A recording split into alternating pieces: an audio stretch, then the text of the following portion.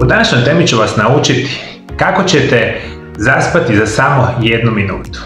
I neće to biti tako jednostavno i lagano kao što ste možda pomislili na početku današnje emisije. Vi svi koji imate problema specijalno sa kroničnom nesanicom, vi se jednostavno morate učiti ponovno pravilno spavati. Jer mi živimo u vremenima kada skoro 50% odrasle populacije ima kroničnu praktično nesanicu.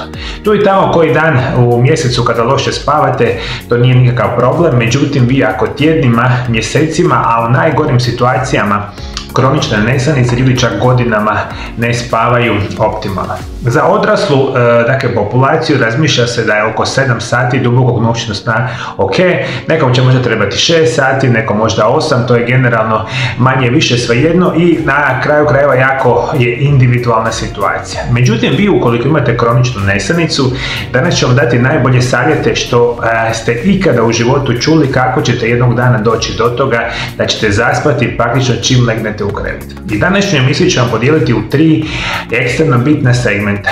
Prvo ću vam dati nevjerojatan broj savjeta kako se prirodno uči pravilno spavati na sasvim siguran i izvanredan način. U drugom dijelu emisije ću vam dati izvanredne dodatke prehrani, specijalno jedan koji ćete konzumirati prije samoga spavanja i na kraju emisije ću dati jedan savršeni napitak koji ćete vi konzumirati sat vremena prije spavanja i onda kada ovu svu perspektivu napravite onako kao što bi trebali, vjerujte mi, zaspati ćete čim legnete u sami krevet.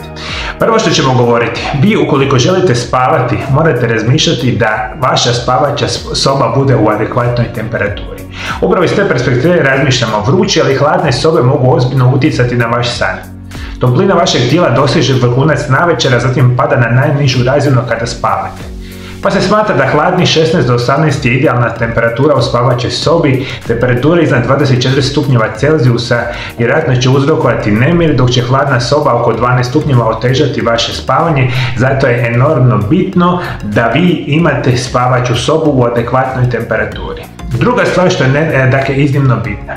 Vi morate razmišljati da vi u vašoj spavaćoj sobi napravite što je veći mogući mrak ili tamo. Jer vi kada idete spavati, jedan specijalan hormon se treba izlučivati u vašem organizmu koji se naziva melatonin.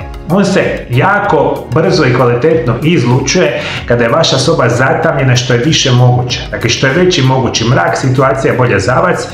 Čak i ona mala noćna svjetla vam mogu ometati pravilno uspavljivanje i upravo iz te perspektive razmišljate jako dobro o samoj rasvjeti.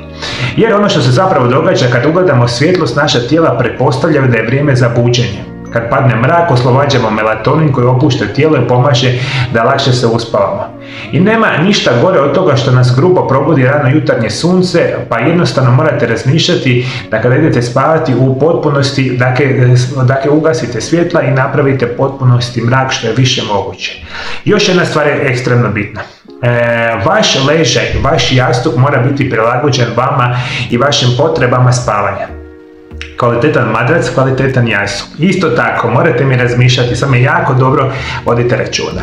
Svi vi koji gledate u monitore prije spavanja činite si medvjeđu uslugu zašto se ne možete uspavati. Dakle, računa se minimalno sat vremena prije spavanja, ne bi trebali gledati u mobitele, televizore, internet, kompjutere i slično. Jer ovi uređaji proizvode nešto što se naziva plavo svjetlo koje nama stimulira onaj budan osjećaj i stimulira nam još što je gore puno umanjenu zapravo funkciju onoga samoga melatonina što će nas uspavati. Dakle, uređaje sat vremena prije spavanja ugasite, čitajte knjige, slušajte glazbu, što god da napravite, samo nemojte gledati u monitore koji će vas generalno držati budnima puno veći vremenski period. Ono što morate isto tako razmišljati, što se tiče same buke, podrazumijeva se da glasni, iznenadni ili ponavljajući zvukovi mogu prekinuti vaš san.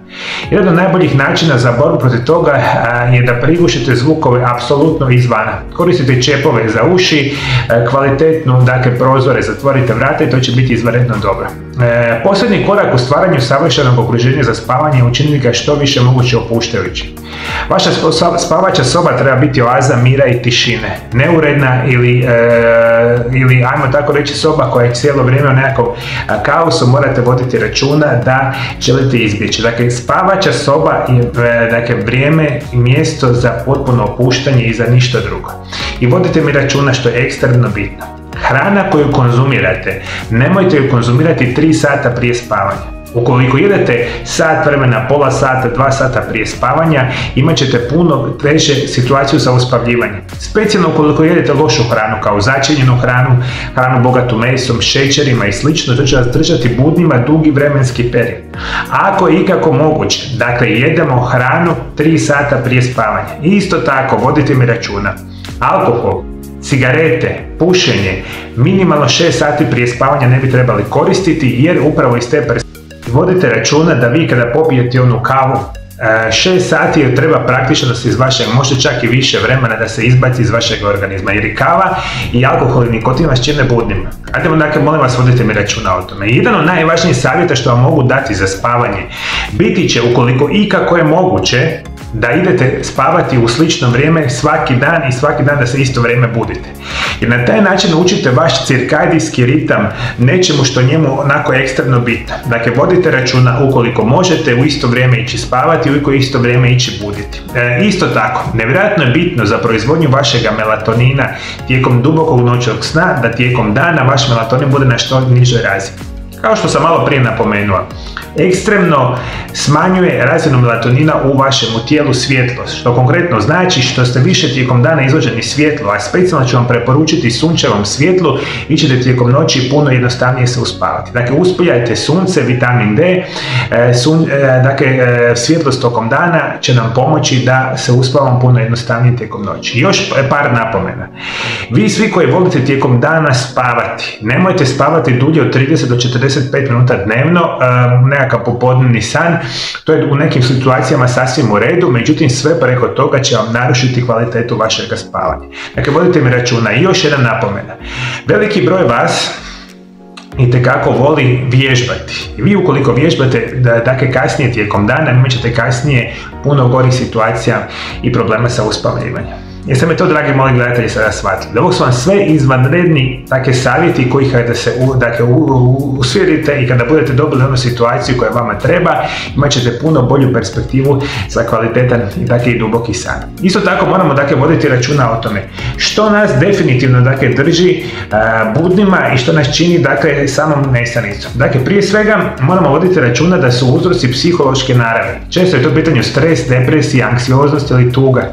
Apsolutno fizičke naravi kao što su artritisi, astme, problemi sa disanjem, dijabetes, bolesna štitnjača, problemi sa probolom, bolesti srca, bolovi u mišićima, demencija, bolesna jetra, bolesni bubrezi, bolesna pluća, sindrom nervnih nogu. Isto tako morate voditi računa. Svi vi koji konzumirate velike količine lijekova. Dakle, lijekovi puno puta imaju mogućnost da čine budnima. Ako pijete velike količine lijekova, kasnije tijekom dana imate šansu u velikom broju slučajeva da će se ta situacija naravno s vama pogoršavati. Lijekovi, bolesti, stres, sve je to ono što nama potencijalno uzrokuje ove probleme. Isto tako problemi sa hormonima. Specijalno vi koji uzimate hormonsku nadomjesnu terapiju ili ukoliko ste u situaciji da imate, menopauzalne tegobe i slično, to su sve oni najgori uzroci zašto vi ne možete spavati. I svaki od tih uzroka moramo prvo prirodno riješiti da se damo šansu da jednog dana kvalitetno se uspavamo. Dakle, ovo su vam najgori uzroci, ono su vam načini kako ćete se lijepo i krasno uspavati. I sad idemo pred kraj emisije. Dakle, želim vam napomenuti, najveći uzrok zašto vi ne možete spavati je upravo izuzetno mala količina nečega što se naziva melatonin u vašem organizmu. Kao što sam tijekom emisija vama rekao. Melatonin je jedan specijalan hormon kojeg izlučuje jedna mala žlijezda u našem mozgu koja se naziva epifiza. Ona nije veća od samoga graška. I mi kada smo zdravi, kada sklopimo oči, rekli smo kada je tama, kada je idealna prostorija, temperatura u prostoriji koju spavamo, iste sekunde u krvotok dolazi melatonin i vi ćete zaspati u roku minutu, 2, 3, 5 minuta. Međutim, vi koji imate kroničnu nesanicu, vi imate izuzetno male količine melatonina u vašem tijelu i sve ono što trebate je, moja će velika preporuka biti 2 sata prije spavanja obavezno ćete popiti od 1 do 6 mg melatonina. Ukoliko ste u blažoj nesanici, vama će biti dovoljno 1 do 2 mg melatonina svaki dan. Vi to možete bez problema tjednima raditi bez ikakve nuspore. Ukoliko imate malo veći problema, uzimajte slobodno 3 do 4 mg svaki dan tjednima bez ikakvog problema. A ukoliko imate teški oblik kronične nesanice, studije pokazuju da čak do 6 mg melatonina možete tjednima koristiti bez ikakvih problema. Dakle, uravnotežimo pravilno naše savjetima za spavanje. 2 sata prije spavanja popit ćemo melatonin, onoliko koliko nama treba da se kvalitetno uspavamo, i zadnja preporuka će biti moj izvanredan napitak. Ovaj napitak će biti taj koji će vas prirodno uspavati, koji će vas prirodno smiriti, opustiti na stres, depresiju, anksioznost i sve vaše tegobe ćemo stavljati na minimum sa onim biljkama koji to definitivno rade. Ove biljke koje ćemo preporučiti u napitku imaju mogućnost naravno opuštanja, relaksacije i što je još bitnije, dubokog noćnog sna. A napitak će vam biti sljedeći. Apsolutno ćete mi u blender staviti 200 ml organskog badelnog mlijeka. Stavite u napitak 1 bananu, 20 kapi valerijane, 1 mala žličica ashwagandha praha i 1 mala žličica samoga organskog meda. Ovaj napitak ne samo da je iznimno zdrav za vaše tijelo i da će vas famozno opustiti i dati će vam šansu da se duboko utonete u san, nego je izuzetno ukusan. Badem je jedan od onih poznatih orašastih plodova koji ima nevjerojatno zdravstvene utjecaje na naš organizam. Banane su jedan od onih preporučenih vrsta voća koji želite konzumirati jer potiče proizvodnju melatonina i hormona ugode.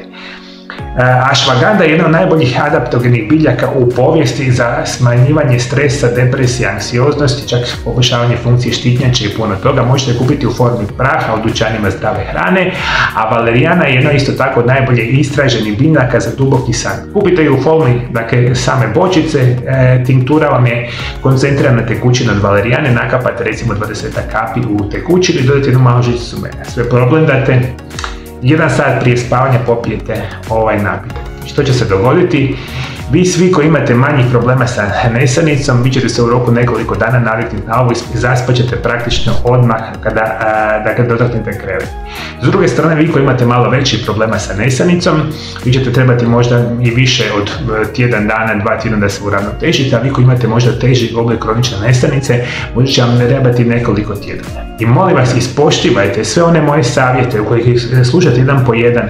Pripremite sobu, pripremite krevet, pripremite mrak u samoj prostoriji. Uzimajte adekvatne dodatke prehrane i sve one savjete uz ovaj napitak. Vjerujte mi, zaspati ćete se čim dotaknete kreveta.